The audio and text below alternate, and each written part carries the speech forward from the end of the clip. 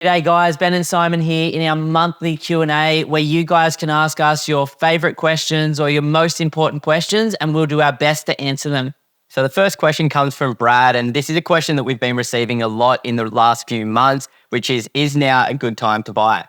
So for me personally, I think it's a great time to buy if you're in a strong financial position with some good equity or some cash in the bank in a secure industry with a secure job. And if you've got that longer term outlook that we're always talking about, I don't think it's a great time to buy if you're not in a strong financial position, if you've got really, really high debt on other assets, if you're freaking out a little bit because of how the media's been in the last couple of years in Australia. For those people, it might be a better time to sort of just sit and wait it out. Now, statistically speaking, we saw a pretty large decline in Australian property prices during 2022, and since the beginning of this year in 2023, we've seen those market conditions consistently improve according to CoreLogic, where Sydney, Brisbane and Perth are really starting to see some good growth at this point in time. It's now been 4 months of positive growth in those markets around Australia. So that is indicating that things are starting to recover according to the data from CoreLogic. Yeah, it's been super interesting, man, just watching it change. Like some of those markets dropped as much as sort of 10, even up to 15% last year. And now they're obviously coming back in a strong way.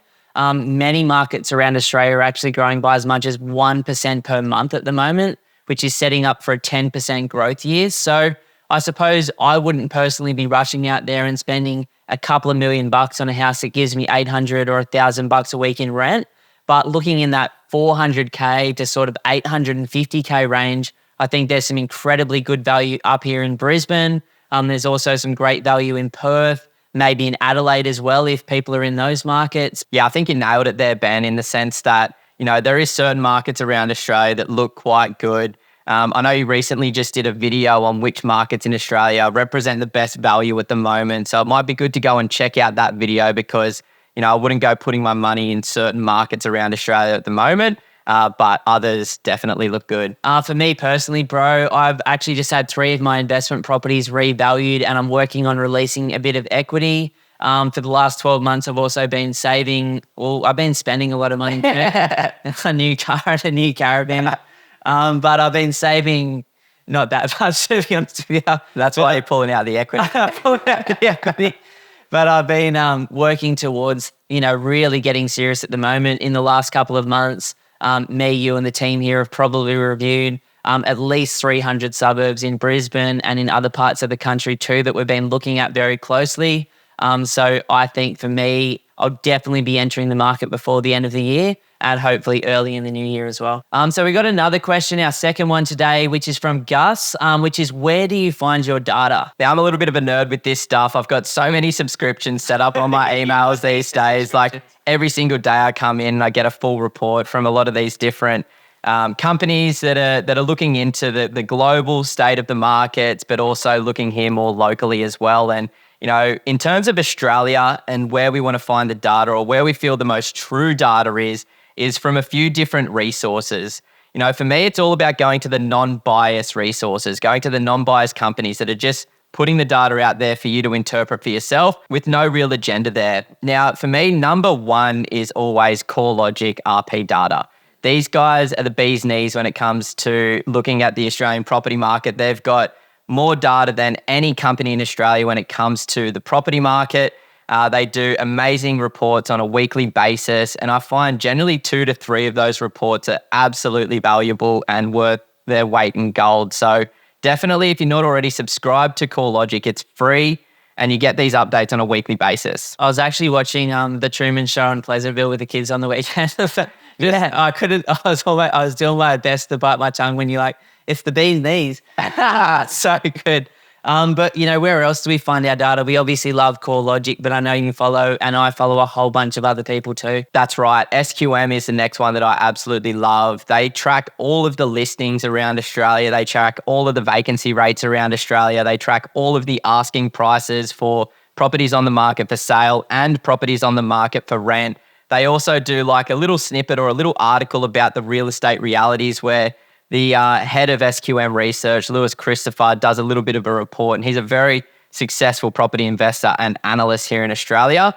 it really points out some interesting stuff there as well. Like one of my favorite things to look at the moment, with all of the narrative in the major media outlets about this mortgage rate cliff coming, when I track the data associated with the distressed listings, it's actually better today in 2023 than it was this time last year in 2022 when those rates were a hell of a lot lower. So I really love tracking those distressed listings from SQM at the moment. Now, the third one that I absolutely love is more on a macro level, which is property share market economics.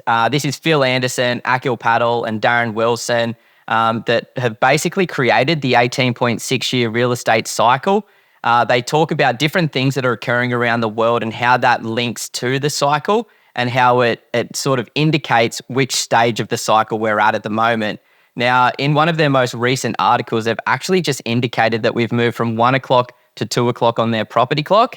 So if you're not too familiar with what that means, jump over to their website, PSE, or jump over to the video that Ben's done, which is the 18.6-year real estate cycle explained. Now, the next question comes from James, which is, where would you put your money, or where would you buy an investment property if you had a $400,000 budget? For me, there's really just one product that I'd personally invest in at the moment with a $400K budget, and that's up here in Southeast Queensland. The reason why is probably threefold. Obviously, one, the coming Brisbane Olympic Games in 2032 is a big deal. The second one is from the bottom of this 18.6-year cycle that Simon's talking about to the top. So from the GFC to the next GFC effectively, Brisbane historically for the last 3 cycles has averaged more than 120% growth. Now, there are suburbs in Brisbane right now that we're aware of, more than 30 of them, that over the last 10 years to 12 years have only done about 50% growth. And so that says to me that there's at least 50 to even 70% upside at some point in the next 15 to 20 years on these properties, although our expectation is they'll probably even do better than that over a 20-year period. So they're undervalued statistically if you know where to look. And we have looked at 4, maybe 500 suburbs up here in the last 8 years, and there's a handful of goodies. But in terms of what I'd do, and the reason Brisbane is when I look at houses close to the city of the CBD within 10Ks have really doubled in value. So they've been fully priced in. Yep. But then there's this whole middle ring area of affordable houses and extremely high quality affordable townhouses, mainly in the townhouse category. Like you're getting townhouses for the low 300s all the way up to 400. The rent for between 400 and 480 bucks per week. So very, very low entry points, incredibly strong cash flow. And what I like most is when you look at houses in these suburbs that have done maybe 50 to 70% since the last GFC versus the townhouses that over the same period of time have only really done 15 to 20%. The townhouses are significantly undervalued. So I'd be looking at that as a sub 400K option if that was my budget personally. What I'd love to add to that is just some logic as well. So, those property prices for the houses are so expensive right now that the average Australian just cannot even afford them, especially with these higher interest rates and the deposits we're forced to put down for these properties these days. So, typically what you're going to find is people going for the next best alternative. This is like the ripple effect, but in assets as opposed to location. I like that. So now that the houses have sort of reached their, I wouldn't say peak, definitely not. There's still so much potential there, but we are really forced to a specific budget based on what we can borrow from the banks. And if you can't get up to that $600,000, $700,000, $800,000 range to get into a house that's going to be negatively geared, you can definitely look at the next best alternative, which historically speaking, townhouses have kicked ass. Like you look at some townhouses down in Sydney over the last 10 years, more than doubled in value. So there's a lot of potential in that space at the moment, which we really like. Now, the fourth question today is from Amelia, and she said, Ben and Simon, what's your favorite / personal investment strategy at the moment? I'm just going to say a funny thing. Now, I recently stumbled across this saying from Warren Buffett, which is so brutal, but I was really glad when I read it because I have done this myself. Now, he said that diversification is a hedge against ignorance. It's only for those who don't know what they're doing. And the reason that I say that is because my favorite investment strategy is the strategy that I've rinsed and repeated 4 times in a row. It's buying the worst house on the best street and then adding value to that house. As simple as that. to add another couple of layers, guys, just because I like to make your lives more complicated than they need to be. I like to buy houses in metro markets on 600 square meter blocks when I can, close to the city, close to the beach, in the high quality pockets of suburbs, in the wider streets with the nice flat blocks. And obviously there's layers to this stuff. It's a bit like we shouldn't have gone for a 3-hour surf this morning, eh?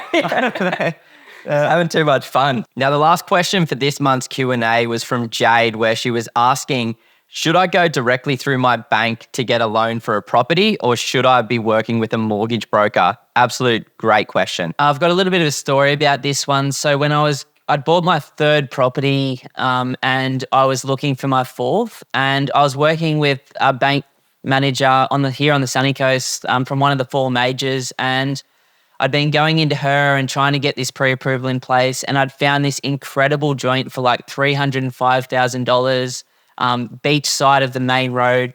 Must have been a long time ago. Yeah, this was a while back. Like this was a Sunshine Coast, $300,000. Yeah, this is in Les and Leslie Street actually. Like it's one of those houses on the beach side.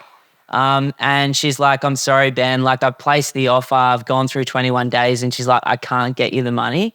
Now that house just resold for $1.4 million 10 years later. But that was the last time I ever spoke to a bank manager, because about 3 weeks after that, I found a broker who I worked with for, the 10 years after that. And he was like, dude, I could have got you like 600 grand. And I went, how? And he's like, well, that bank didn't like you because you had 3 loans with them. You'd hit their $1 million cap and they weren't looking at you as a viable option anymore. But these other banks will. And so I believe that, if you've got a great bank manager and they're saying yes, then perfect. Awesome. But there's going to come a time where you want better rates, better deals, and you want someone that can look at 30 options instead of just one. And I feel as though, for individuals that are just on a salary or are just earning income, you're going to hit a ceiling at some point in time, regardless of whether you're with the bank manager or with a mortgage broker.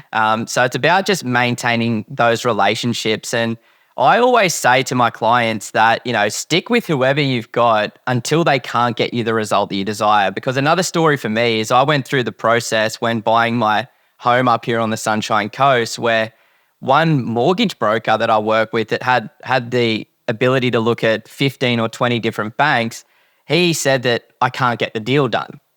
And same as you, we'd already had it under contract. Luckily, I put a finance clause into that contract, so we had a leg to stand on. But I ended up engaging a different mortgage broker, and he got the deal done for me.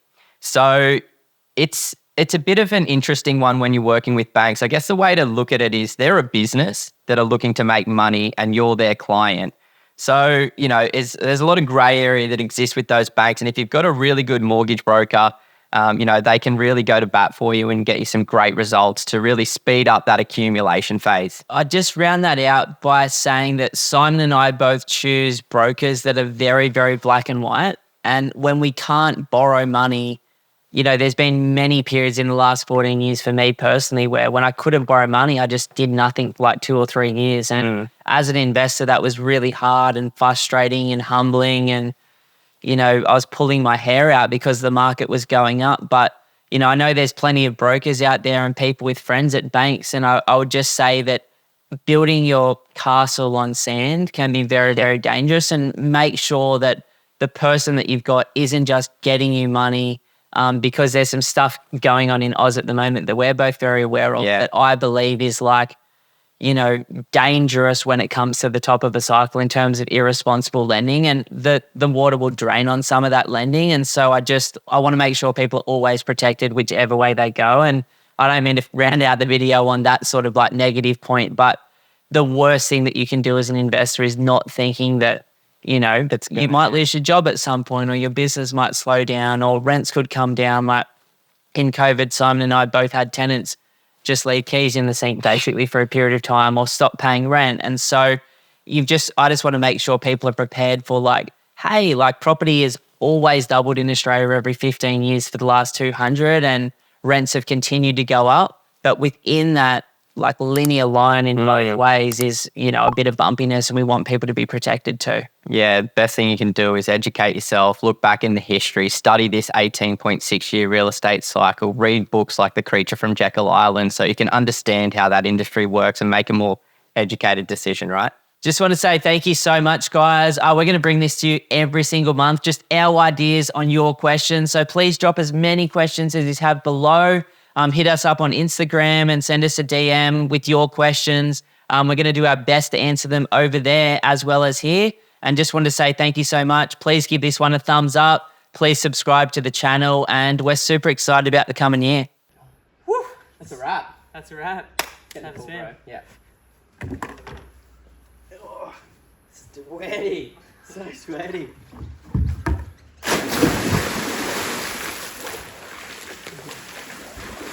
Oh, that's good. That's so nice, eh? Oh.